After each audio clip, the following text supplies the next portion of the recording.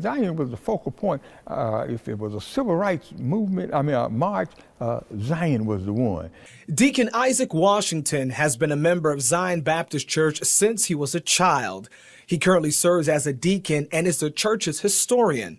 He tells me Zion's notoriety developed thanks in part to their former pastor, James P. Reeder, who served Zion from 1929 to 1961.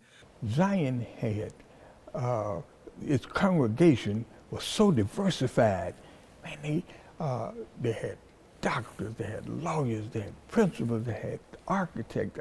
Pastor Reeder used his clout as a member of the National Baptist Convention to help the congregation realize that they were self-sufficient and that they were a beacon of hope during a segregated South.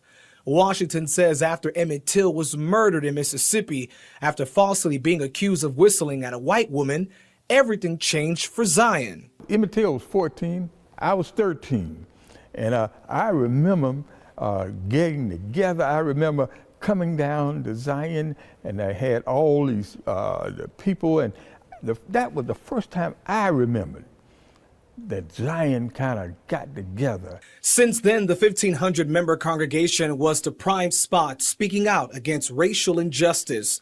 Photos showing civil rights activists like Rosa Parks and Shirley Chisholm coming to Zion.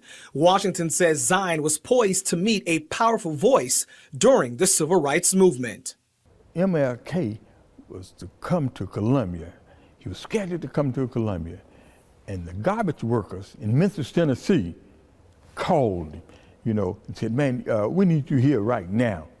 But his destination was Columbia. His destination was Zion Baptist Church. But Dr. King never made it back to Columbia. He was assassinated at the Lorraine Motel in Tennessee. The church's remarkable history setting the stage for them to eventually be the starting point for King Day at the Dome, which began as a cry to remove the Confederate flag from the State House dome. As you can see, the Confederate flag has been moved. So in some ways we have advanced, but in some ways we have went backwards.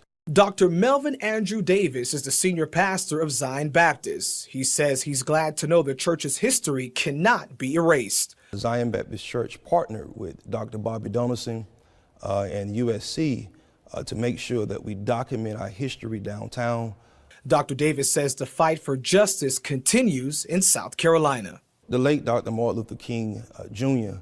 Once said that the church is not just a place of worship, but it's a place that feels the heartbeat of the community.